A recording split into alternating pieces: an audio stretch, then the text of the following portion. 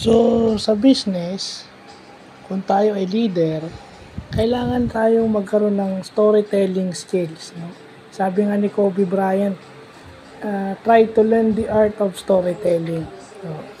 So, yung gray, ito yung mga usually ginagamit daw, yung Gustav Freytag's pyramid model.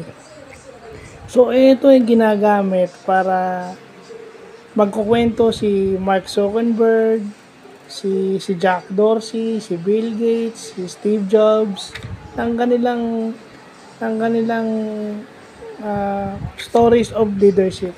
Pag sila mismo nagsasalita, yung leadership philosophies nila, yan. Tawag dyan is Gustav Freytag's pyramid model. So, sinasabi nila yung story nila. So, importante yan. And then, itong crystal structure naman, ito yung nagpapakita ka ng central idea, pero nagpapakita ka rin kung gaano siya ka well-rounded. Meron siyang multifaceted na perspective. Meron siya iba't ibang angulo. Parang nakakakita ka ng crystal na maraming edges. Parang ganun yung sinasabi nila. That everything that you've said, may kanya-kanyang angulo yan na hindi mo pwedeng baliwalain. Meron naman kailangan mo i-consider, meron naman kailangan baliwalain mo lang sa una. May mga ganun.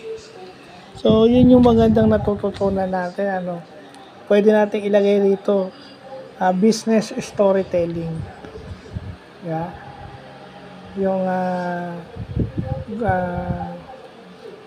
Yung Freytag's pyramid at saka crystal structure,